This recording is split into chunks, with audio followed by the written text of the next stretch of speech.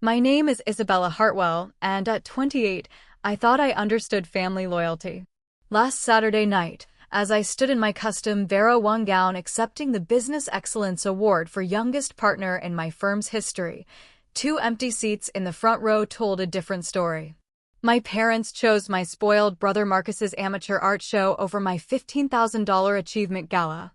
Their absence wasn't just disappointing. It was the final straw that unraveled 28 years of favoritism, lies, and emotional manipulation that would change everything forever. But before we dive into how I turned their betrayal into the sweetest justice they never saw coming, tell me, where are you watching from tonight? If you've ever felt overlooked by family who should celebrate you most, hit that like button and subscribe because this story of family karma is going to blow your mind. The morning of my partnership announcement, 6 months before that devastating gala night, I called my parents bursting with excitement. After working 70-hour weeks for 3 years at Meridian Financial Advisory, I'd finally made partner, the youngest in the company's 40-year history. At 28, I was about to have my name on the building. Mom, Dad, I did it. I practically shouted into the phone during our family conference call. I made partner. The ceremony is in 6 months, and I want you both there. It's going to be incredible. The pause lasted too long. Then my mother, Patricia, cleared her throat. Oh honey, that's wonderful.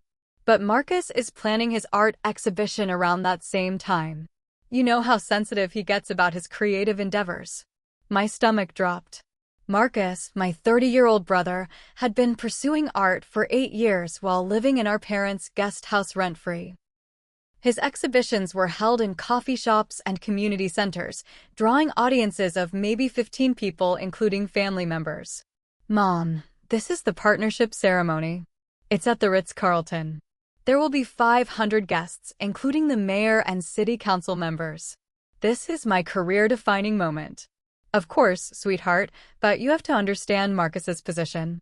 He's been struggling with his confidence lately, and having family support really matters to him right now. My father, Robert, chimed in with his usual diplomatic tone that somehow always favored Marcus. Isabella, you're successful now. You don't need validation like Marcus does. Can't you just reschedule? Reschedule a partnership ceremony that took years of planning?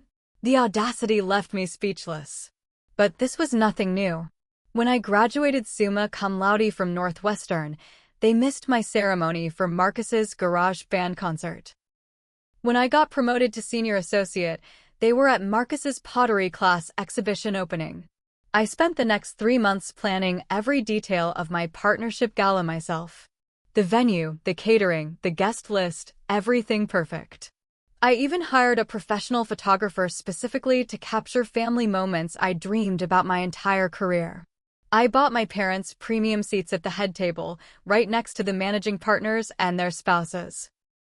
2 weeks before the event, I sent them elegant formal invitations with gold embossing. The invitation specifically stated Partnership Celebration for Isabella Rose Hartwell in beautiful calligraphy. I included a handwritten note, Mom and Dad, I can't wait to share this milestone with you. Your seats are reserved at the head table. This means everything to me. Love, Bella. Marcus called me 3 days later, his voice dripping with false concern. Hey sis, just wanted to give you a heads up. I scheduled my biggest exhibition yet for the same night as your little work party. Mom and Dad promised they'd be there. I hope you understand this could be my big break. My little work party? The words felt like ice water in my veins. Marcus, this is my partnership ceremony. I've been planning this for months. Come on, Bella. You have parties all the time for work stuff. This is different for me. This is art. This is my soul on display. His soul on display. I'd heard variations of this excuse my entire life. When he needed car payments covered because artists don't prioritize material things, when he needed grocery money because creative minds can't be bothered with mundane financial planning, when he needed bail money after his DUI because tortured artists make mistakes. I called my parents immediately. Please tell me you're not seriously choosing Marcus's coffee shop art show over my partnership ceremony. Isabella Rose Hartwell, my mother said, using my full name like I was still 12 years old.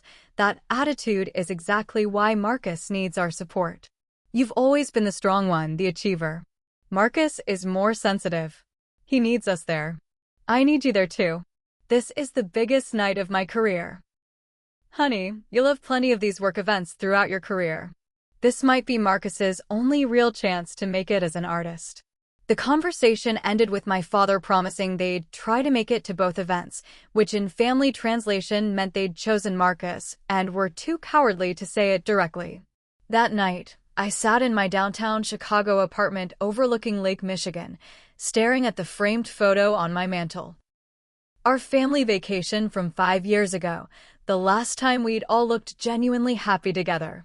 But even in that photo, I noticed Marcus was positioned prominently in the center while I stood slightly behind my parents. I started replaying conversations from my childhood with adult clarity. When I made honor roll every semester, it was expected. When Marcus passed basic math, it was celebrated. When I earned a full scholarship to Northwestern, the dinner conversation focused on how worried they were about Marcus adjusting to community college. When I landed my first job at Meridian, they spent the celebration dinner discussing Marcus's latest artistic phase. The pattern had been there all along. I was the reliable daughter who didn't need praise or support because success came naturally to me. Marcus was the fragile son who required constant emotional and financial investment because life was harder for sensitive souls. But this partnership wasn't just another achievement. This was my life's work culminating in recognition from the most prestigious financial advisory firm in Chicago. This was me proving that small-town girl from Ohio could compete with Ivy League legacy kids and Wall Street dynasty children. This was validation that every sacrifice, every missed weekend, every relationship I'd put on hold for my career had been worth it. I looked at my phone, scrolling through messages from colleagues, clients, and friends excited about the gala. My assistant had received over 200 RSVPs from people eager to celebrate my achievement. But the two people who should have been proudest would be absent, choosing instead to support my brother's hobby masquerading as a career. That night, I made a decision that would change everything. If my parents wanted to prioritize Marcus's delusions over my reality, I'd give their reserved seats to people who actually valued what I'd accomplished. But I wouldn't tell them until the moment they realized exactly what they'd given up. The real question wasn't whether they'd choose Marcus over me. They'd already made that choice countless times before. The real question was whether I'd finally stop accepting their emotional scraps and demand the respect I'd earned. The week before the gala, I executed my plan with surgical precision. Years of watching my parents manipulate situations to favor Marcus had taught me exactly how strategic emotional warfare worked. They were about to discover their daughter had been paying attention. First, I called my mentor and former boss, Margaret Chin, the founding partner who'd recruited me straight from Northwestern. Margaret had become like a second mother to me over the past 5 years, celebrating every promotion and believing in my potential when I doubted myself. Margaret, I have a personal favor to ask. My parents have decided not to attend the gala, and I have 2 premium seats at the head table available. Would you and David like to join us? Margaret's voice softened with concern. Isabella, honey, I'm so sorry. Are you all right? What happened? It's complicated family dynamics, but honestly, I'd rather have people there who genuinely support my career. You've been more of a champion for me than anyone. Of course we'll be there. David has been looking forward to meeting you formally anyway. But are you sure you're okay with your parents' absence? I'm more than okay. I'm liberated. Next, I contacted my college roommate and closest friend, Sarah Williams, who'd driven 8 hours from Milwaukee specifically for my ceremony. Sarah knew my family history intimately. She'd witnessed their favoritism during countless visits and had been furious about their absence. Sarah, I need you to document everything at the gala. Every speech, every moment, every interaction. Can you be my unofficial photographer for the family moments? Absolutely. Are you planning what I think you're planning? I'm planning to give myself the family celebration I deserve, with people who actually care about my success. Then I implemented the most crucial part of my strategy. I texted my parents exactly 4 hours before the gala, just confirming you won't be attending tonight. I've given your seats to Margaret and David Chin. Have a wonderful time at Marcus's art show. Please send photos. The response came within minutes. My mother. Wait, what? We said we'd try to make both events. You gave away our seats. My father. Isabella, that seems hasty. Can't you get our seats back? Marcus. Wow, sis. Really throwing a tantrum because you're not the center of attention for once. I turned off my phone and focused on getting ready. My stylist had come to my apartment to help with hair and makeup, transforming me into the polished executive I'd worked years to become. The Vera Wang gown I'd chosen was midnight blue with intricate beadwork, sophisticated, powerful, and absolutely stunning. As I looked in the mirror, I saw something different in my reflection. For 28 years, I'd been performing for an audience that would never appreciate the show. Tonight, I was performing for people who understood the value of what I'd accomplished. The gala exceeded every expectation I'd harbored. The Ritz-Carlton's Grand Ballroom was decorated in gold and navy, with crystal chandeliers casting elegant light over round tables draped in silk. 500 of Chicago's most influential business leaders filled the space, and I felt genuinely welcomed into this community I'd worked so hard to join. Margaret and David Chin looked absolutely distinguished at the head table. David, a retired federal judge, engaged in fascinating conversation with the mayor about municipal finance policy. Margaret, elegant in emerald green, introduced me to several potential clients who'd heard about my innovative approach to wealth management for tech entrepreneurs. During cocktail hour, I mingled with confidence I'd never felt at family gatherings. Here, people asked intelligent questions about my investment strategies and business philosophy. They wanted to understand how I'd built such a strong client portfolio so quickly, and they listened to my answers with genuine interest. Isabella, your work with startup founders has been revolutionary, commented Patricia Morrison, the CEO of Morrison Industries. My daughter is launching a tech company, and she specifically requested to work with you after hearing about your approach. These were the conversations my parents were missing. Not small talk about Marcus's latest artistic inspiration, but substantive discussions about real impact in people's lives. When dinner service began, I sat between Margaret and the managing partner's wife, feeling completely at peace with my decision. The empty chairs where my parents should have sat didn't feel like rejection anymore. They felt like freedom from a dynamic that had never served me. My phone buzzed periodically with messages from my family. Photos from Marcus's art show revealed exactly what I'd expected. 12 people standing awkwardly around amateur paintings displayed on easels in a coffee shop. My parents looked uncomfortable and out of place, clearly realizing what they'd chosen over my professionally catered celebration for 500. Marcus's text read, "Family is supposed to stick together, Bella. You're being selfish." My mother, "The art show is lovely, but we keep thinking about your event. Are you having a good time?" My father, "Marcus's work is very nice, but honestly, we're wondering how your evening is going." I didn't respond to any of them. Instead, I focused on the present moment, surrounded by people who celebrated my achievements without qualification or comparison. During the award presentation, Margaret squeezed my hand as they called my name for the Business Excellence Award. "Your parents don't know what they're missing," she whispered. But as I walked to the podium to accept my award, looking out over the audience of respected colleagues and community leaders, I realized something profound. Their absence didn't diminish my achievement. If anything, it clarified exactly who deserved my emotional investment moving forward. My acceptance speech focused on mentorship, hard work, and the importance of surrounding yourself with people who believe in your potential. I thanked Margaret specifically for seeing something in me that I hadn't yet recognized in myself. The applause was thunderous and genuine. As the evening progressed, I found myself laughing more freely than I had in years.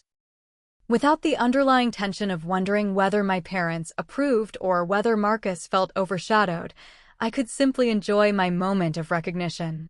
Sarah captured beautiful photos of me with Margaret and David, images that would replace the family photos I'd hoped to have.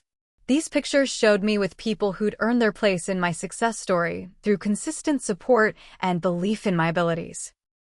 By the end of the evening, I'd collected business cards from potential clients worth millions in revenue, cemented relationships with industry leaders, and proven to myself that I could create my own definition of family celebration. The real revelation wasn't that my parents had chosen Marcus over me. That pattern was older than my career. The revelation was that their choice no longer had the power to diminish my joy or question my worth. Walking out of the Ritz-Carlton that night, I felt something I'd never experienced after a family event, complete satisfaction with how the evening had unfolded, without a single moment of disappointment or resentment. The morning after the gala, my phone exploded with notifications. Professional photos from the event were already circulating on social media, showing me accepting my award with confidence and grace. Margaret had shared several images with captions about mentorship and celebrating remarkable young women in finance. The local business journal had posted a feature article about my partnership, complete with quotes from the mayor about supporting innovative entrepreneurs. But mixed between the congratulatory messages were increasingly frantic texts from my family. "Marcus, saw the photos online. Looks like you had a great time without us. Real mature, Bella." My mother, "Honey, we saw the beautiful pictures from your event. It looked absolutely lovely. We're so sorry we missed it. Can we take you to dinner this week to celebrate properly?" My father, "The Business Journal article was impressive. Perhaps we made the wrong choice last night. Let's talk soon." Instead of the validation I might have craved weeks earlier, their messages felt hollow and transactional. They'd seen the external recognition and suddenly wanted to associate themselves with my success. But where were these enthusiastic responses when I'd needed their support most? I decided to respond with the same energy they'd given my initial invitation, polite deflection. "Thanks for the kind words. I'm booked solid with client meetings this week following the excellent networking from last night. Perhaps we can connect after things settle down."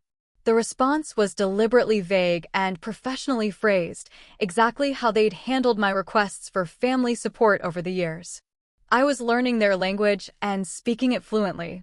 Meanwhile, Margaret called that afternoon with news that transformed my understanding of the evening's impact. "Isabella, I've had 6 phone calls this morning from business owners who met you last night. They're specifically requesting consultations with you for their wealth management needs. That's potentially $2 million in new client assets." $2 million. I nearly dropped my coffee. From one evening. "Your presentation impressed people, but more importantly, your authenticity and expertise came through clearly. These aren't courtesy meetings. These are serious business inquiries from people who want to work specifically with you." This was the career momentum I dreamed about since starting at Meridian. The partnership was just the beginning. Last night had positioned me as a rising star in Chicago's financial community. None of this would have happened if I'd spent the evening managing family drama or worrying about my parents' approval. That evening, Sarah called with her own revelation that changed everything I thought I knew about my family's dynamics. "Bella, I need to tell you something about last night. After you mentioned giving away your parents' seats, I got curious about Marcus's art show timing. So I did some digging." "What kind of digging?" "I called the coffee shop where his exhibition was held. The manager told me something interesting. Marcus specifically requested that date 3 weeks ago, after asking when your gala was scheduled." My stomach clenched. "What are you saying?" "I'm saying Marcus deliberately scheduled his art show to conflict with your partnership ceremony. This wasn't a coincidence or poor planning. This was intentional." The betrayal hit harder than my parents' absence. Marcus had engineered this conflict, knowing our parents would choose him over me, knowing it would devastate me on one of the most important nights of my career. This wasn't favoritism, this was sabotage. "Sarah, are you absolutely certain about this timeline? I have the coffee shop manager's contact information if you want to verify." She remembered the conversation clearly because she thought it was odd that someone would schedule an art opening specifically to conflict with their sister's major career event. I hung up feeling nauseated but also crystalline clear about what needed to happen next. This wasn't about hurt feelings or sibling rivalry anymore. This was about deliberate emotional manipulation designed to undermine my success. That night, I called Margaret and asked for advice from someone who'd navigated family complications while building a successful career. Margaret, can I ask you something personal? Have you ever had to set boundaries with family members who actively worked against your professional success? Her pause told me she understood exactly what I was asking. Isabella, are you dealing with family sabotage? I'm dealing with family members who seem threatened by my achievements and are actively working to diminish them. I'm going to share something with you that I learned the hard way. Some people, even family members, are so uncomfortable with your success that they'll actively try to pull you down to their level. It's not about love or concern. It's about their own insecurity and inability to celebrate someone else's growth. How do you handle that? You protect your energy and your career ruthlessly. You limit access to information about your professional life. You create boundaries that preserve your peace and success. And you build your chosen family with people who genuinely want to see you thrive. What if that means essentially cutting off your biological family? Isabella, family isn't defined by blood. Family is defined by consistent love, support, and celebration of who you're becoming. If your biological relatives can't provide that, you have every right to find people who can. Margaret's words gave me permission to consider something I'd never thought possible. What if I stopped trying to earn my parents' approval and Marcus's respect? What if I simply accepted that they weren't capable of providing the family support I needed and deserved? The next morning, I implemented what I privately called strategic emotional distance. I changed my family group chat settings to mute notifications. I updated my social media privacy settings to limit what my family could see about my professional activities. I started scheduling regular dinners with Margaret and David, creating new family traditions with people who actually celebrated my achievements. When my mother called to suggest dinner plans, I responded professionally. I appreciate the invitation, but my schedule is quite demanding right now with new client responsibilities. I'll reach out when my calendar opens up. When Marcus texted demanding to know why I was acting weird, I responded with calm detachment. I'm focusing on my career priorities right now. I hope your art exhibition went well. The responses revealed everything I needed to know about their motivations. Instead of respecting my boundaries, they escalated their attempts to regain control over my emotional availability. Marcus, don't be dramatic, Bella. Family comes first, and you're acting like a spoiled brat. My mother, Isabella, we're worried about you. This distance isn't healthy. Family should stick together no matter what. My father, your mother is upset. Can't you just apologize and move on? This is affecting the whole family dynamic. Their language exposed the manipulation clearly. I was dramatic and spoiled for setting boundaries. My mother was upset because I wouldn't accept their disrespect. I needed to apologize for protecting my own emotional well-being. The family dynamic was more important than my individual needs and achievements. But I'd spent enough years in high-level business negotiations to recognize manipulation tactics when they were used against me. What worked in boardrooms would work in family situations: calm professionalism, clear boundaries, and refusal to engage in emotional manipulation. The transformation in my daily life was remarkable. Without the constant underlying stress of managing family drama, I threw myself into my new client relationships with unprecedented focus and creativity. My innovative investment strategies started getting attention from national financial publications. Margaret noticed the change immediately.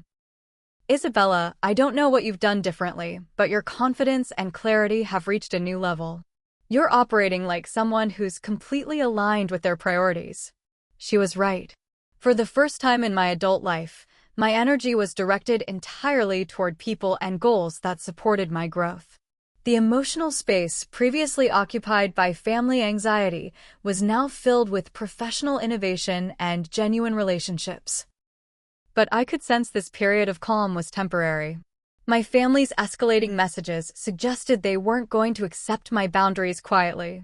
The real confrontation was still coming, and I needed to be prepared for whatever manipulation tactics they'd deploy next. The question was no longer whether I'd made the right choice in giving away their seats. The question was how far I was willing to go to protect the life I'd built from people who seemed determined to tear it down. 3 weeks after my strategic withdrawal, the family intervention arrived exactly as I'd predicted.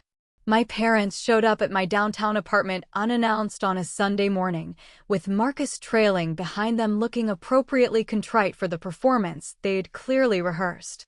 "Isabella, we need to talk," my father announced as I opened the door in my workout clothes, having just returned from a morning run along the lakefront. "This distance you're creating is tearing the family apart," my mother added, already pushing past me into my living room without invitation. Marcus positioned himself near my kitchen island, arms crossed in defensive posture. "Bella, this whole thing has gotten way out of hand. We're family. We should be able to work through one misunderstanding." One misunderstanding. He was calling his deliberate sabotage of my career milestone a simple misunderstanding. The audacity was breathtaking, but I'd prepared for exactly this moment. "Please sit down," I said calmly, gesturing to my living room furniture. "I'm glad you're all here together. There are some things we need to address." I walked to my home office and retrieved a folder I'd prepared days earlier, knowing this confrontation was inevitable. Inside were printed copies of text message screenshots, calendar dates, and a timeline I'd constructed of their behavior patterns over the past 5 years. "Marcus, let's start with your art exhibition scheduling," I said, placing the first document on my coffee table. "I spoke with the coffee shop manager. She confirmed you specifically requested that date after asking when my partnership ceremony was scheduled. You deliberately created a conflict to force our parents to choose between us." Marcus's face flushed, but he attempted deflection. "That's not. I mean, the date worked best for my artistic vision and—" "Stop." My voice carried the same authority I used with difficult clients. "We're past the point of lies and manipulation. I have documentation." I placed the second document down, a timeline of family events over 5 years. "Here's every major achievement of mine that was overshadowed by manufactured drama involving Marcus. My Northwestern graduation. Marcus had a crisis about his music career. My promotion to senior associate. Marcus needed emergency financial support for art supplies. My first major client presentation. Marcus had relationship problems that required family intervention. My parents shifted uncomfortably as the pattern became undeniable in black and white. "Isabella, honey, we never meant," my mother started. "Yes, you did mean it," I interrupted. "This has been a calculated effort to ensure Marcus remains the family priority while I provide financial and emotional support without receiving any in return." I pulled out my phone and opened my banking app, showing them a number that made them all fall silent. "This is how much money I've given Marcus over the past 3 years. $18,000. Car payments, rent assistance, art supplies, bail money, credit card payments. $18,000 with zero expectation of repayment because family helps family." Marcus looked genuinely shocked that I'd been tracking the amounts. "Bella, I didn't know you were keeping count." I thought. "You thought I was your personal ATM with no right to expect basic respect in return."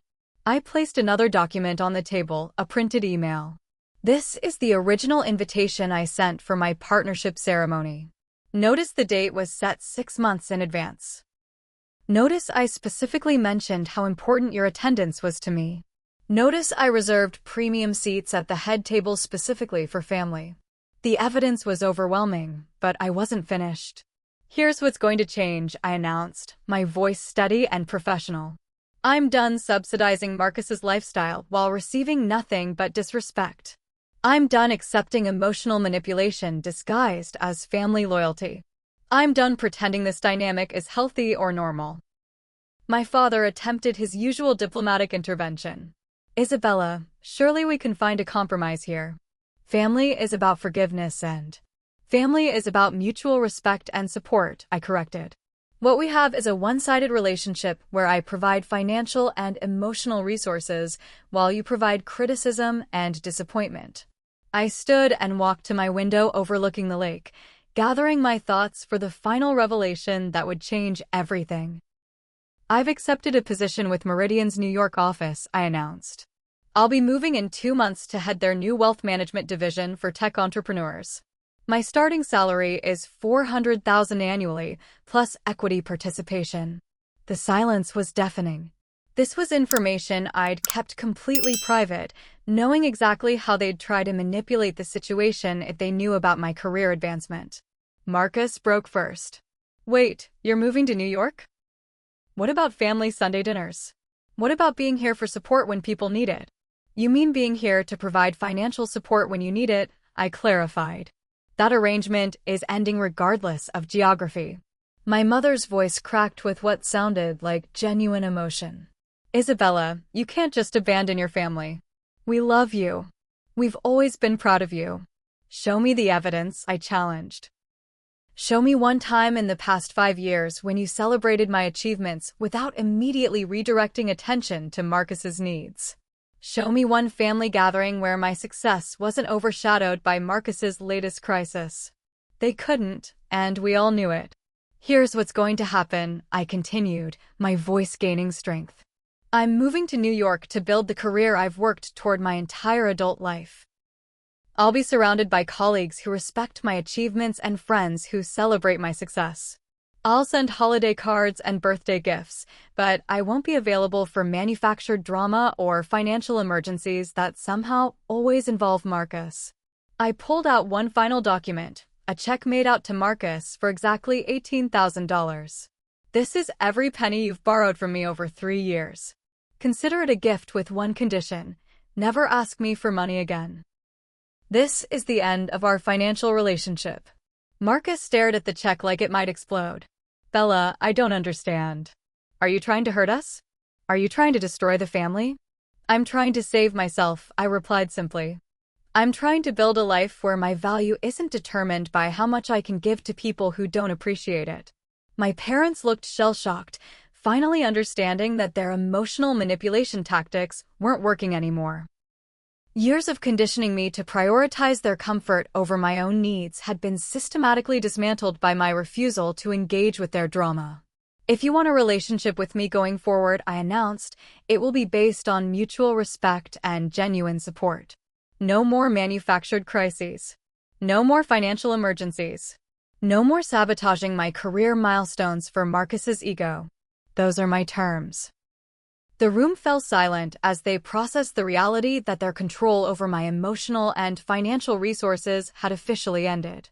For 28 years, they'd counted on my desperation for their approval to maintain a dynamic that served everyone except me. But I'd finally learned what Margaret had tried to teach me: family isn't about blood relations. Family is about people who genuinely want to see you succeed and are willing to celebrate your achievements without condition or manipulation. The little girl who'd craved their approval was gone. In her place stood a woman who knew her worth and refused to accept anything less than respect. The 48 hours following my family confrontation revealed exactly who they were beneath the manipulation tactics. Instead of self-reflection or attempts at genuine reconciliation, they launched a coordinated campaign to pressure me back into my previous role as family ATM and emotional caretaker. Marcus started with guilt-driven text messages. Bella, you're really going to abandon family just because we made one mistake? Mom's been crying for 2 days. Dad hasn't eaten. This is destroying everyone.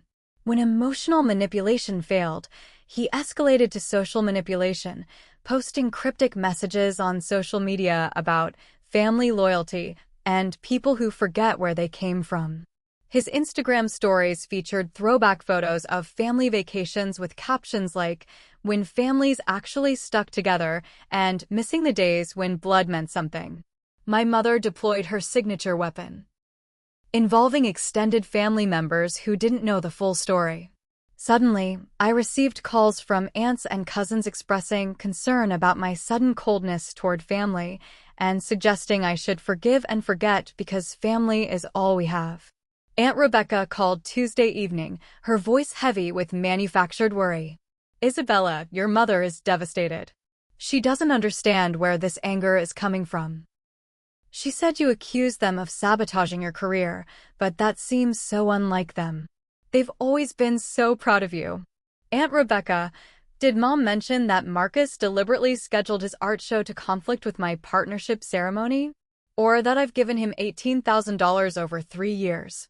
Or that they've missed every major career milestone I've achieved? The pause told me everything. My mother had presented a carefully edited version of events, painting herself as the victim of my unreasonable demands rather than acknowledging the pattern of favoritism and manipulation. Well, I'm sure there are two sides to every story, Rebecca backtracked. But family is family, Isabella.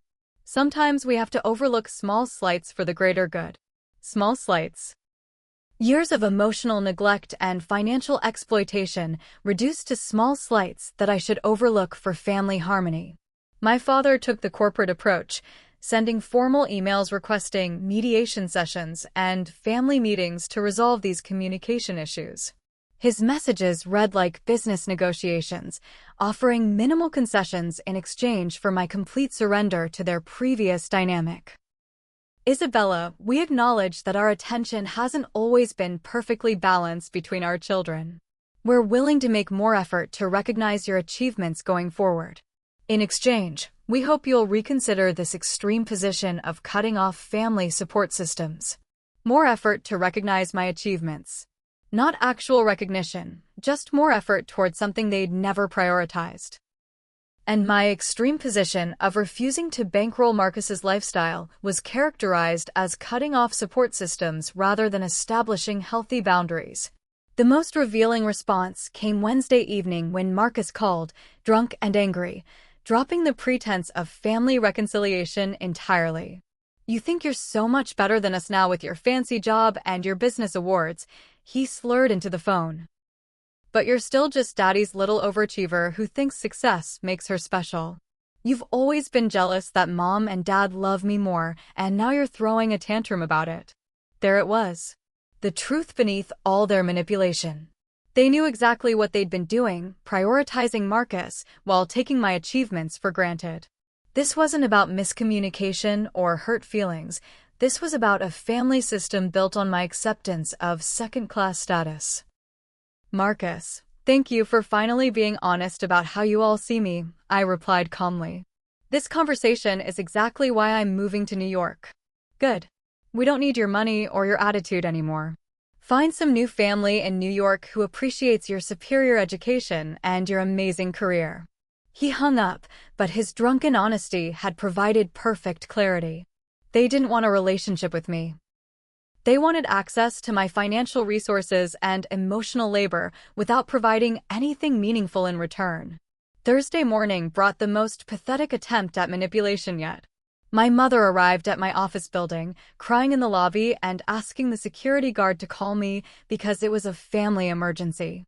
When I came downstairs, she was holding a photo album from my childhood, theatrically sobbing about losing her daughter.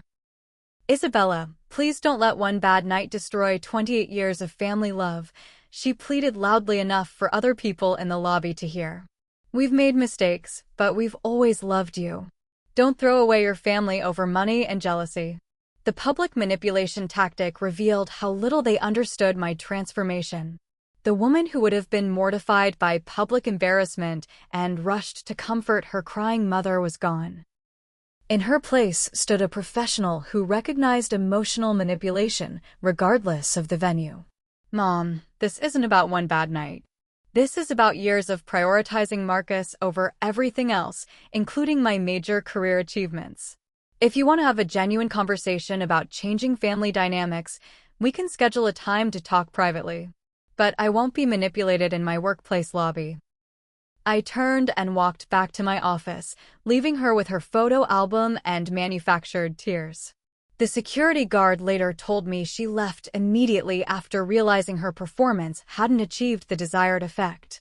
That evening, Margaret called with news that crystallized everything I'd learned about my family's true motivations. Isabella, I hope this isn't overstepping, but someone called our office today claiming to be your mother. She wanted information about your position with our New York office, specifically asking about your salary and start date. My stomach dropped. What did you tell her? Nothing, of course. We never discuss employee information with unauthorized parties. But I wanted you to know because it seemed like she was fishing for information rather than offering genuine family support. They weren't trying to repair our relationship. They were gathering intelligence about my career move to figure out how it would affect their access to my resources. My mother had called my workplace to investigate my new salary, not to congratulate me on my promotion.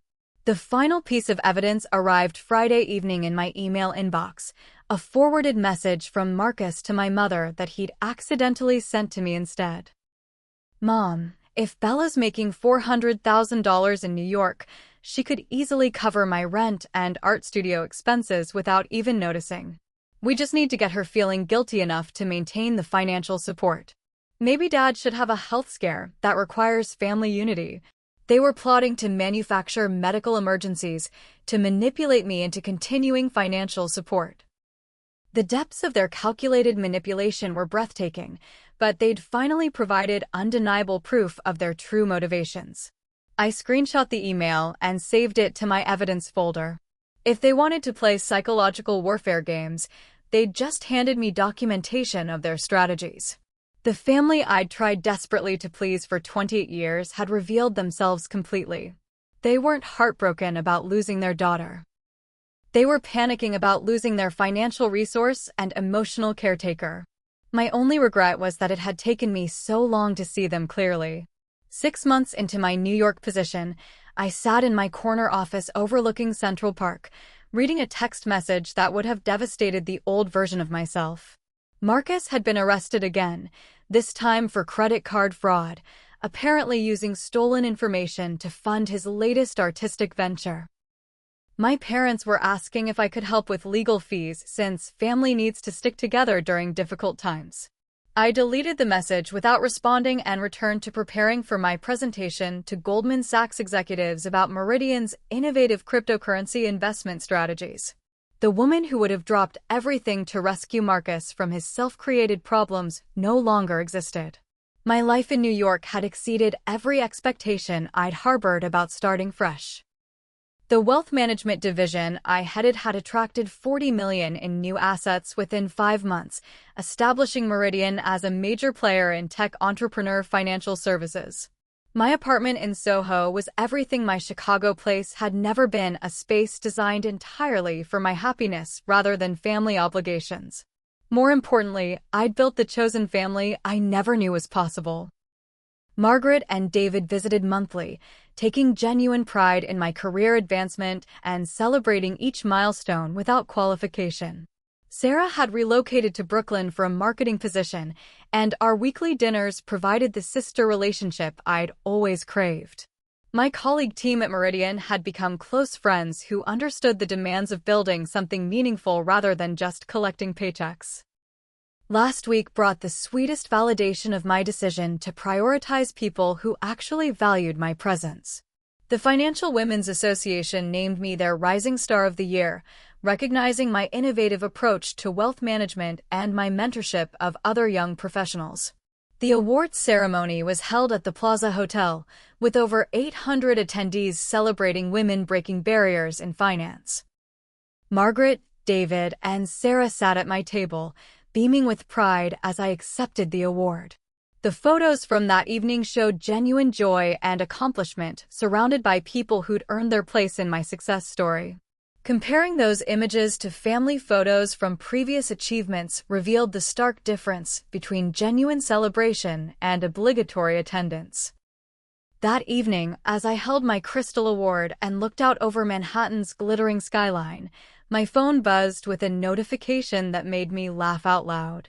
My mother had posted on Facebook, "So proud of my successful daughter Isabella. Always knew she'd achieve great things. Family love and support makes all the difference. #ProudMom, #FamilyFirst. She tagged me in a post celebrating my success despite having no knowledge of the award and no involvement in my achievement. The comments from family friends congratulating her on raising such an accomplished daughter were particularly amusing. My Aunt Rebecca had written, "Isabella is so lucky to have such supportive parents. Family is everything." The irony was perfect. They were now trying to associate themselves publicly with my success, while having contributed nothing to it. My mother was accepting congratulations for supporting a daughter she'd actively tried to manipulate and control. I screenshot the post and sent it to Sarah with a laughing emoji. Her response was immediate. "The audacity is breathtaking. Should we comment with the real story?" "No need," I replied. "Anyone who knows the truth already knows. Let her have her performance for people who don't matter." The contrast between my current life and my previous existence was striking. Instead of managing family crisis after manufactured family crisis, I spent weekends exploring museums with friends who shared my interests.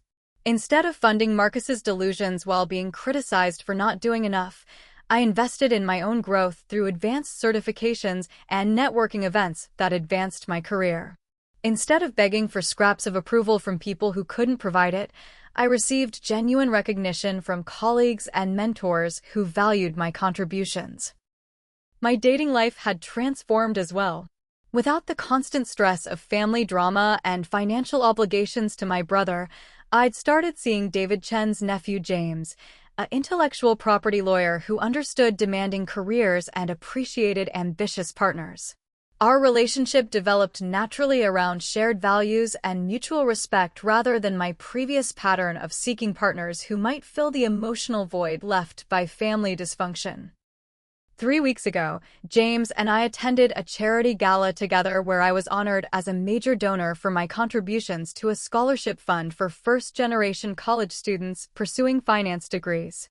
As we danced later that evening, he said something that crystallized my entire transformation. "Isabella, I love watching you in professional settings. You have this confidence and clarity that's absolutely magnetic. You know exactly who you are and what you want." He was right. For the first time in my adult life, my energy was directed entirely toward goals and relationships that supported my growth. The emotional space previously occupied by family anxiety was now filled with professional innovation, genuine friendships, and romantic partnership with someone who celebrated my ambitions. Yesterday marked 1 year since my partnership gala, the night that changed everything by revealing who my family really was beneath their manipulation tactics.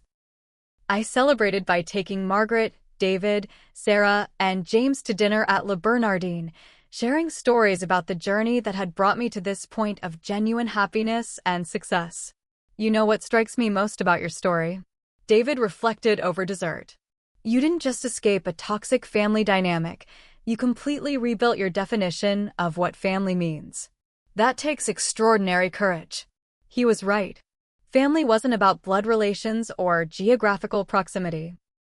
Family was about people who genuinely wanted to see you succeed, who celebrated your achievements without condition, who supported your growth even when it meant losing convenient access to your resources. My biological family had finally stopped their manipulation attempts after realizing I wouldn't respond to manufactured emergencies or guilt campaigns. Marcus was dealing with his legal issues without my financial assistance. My parents were learning to function without their designated family problem solver and ATM. The chaos they'd created in my absence wasn't my responsibility to fix. Sometimes late at night, I wondered if they'd ever understand what they'd lost by choosing manipulation over genuine relationship. But mostly, I felt grateful for their behavior because it had forced me to discover what real family support looked like. As I finish sharing this story with you, I'm curious about your own experiences with family dynamics that don't serve your growth. Have you ever had to choose between keeping peace and protecting your own success? Have you found chosen family members who celebrate your achievements without condition? How do you handle relatives who seem threatened by your accomplishments? Drop your thoughts in the comments below. I read every single one and love hearing how these stories resonate with your own life experiences. If this story of family karma and justice served hit home for you, please hit that like button and subscribe for more real-life tales of people who refuse to accept less than they deserved. Share this with anyone who needs to hear that it's okay to prioritize people who actually value your presence in their lives. Thank you for listening to my journey from family doormat to confident woman who built her own definition of success. Sometimes the greatest gift your family can give you is showing you exactly who they are, so you can choose better people to share your victories with. Here's to building lives surrounded by people who deserve front row seats to your success story.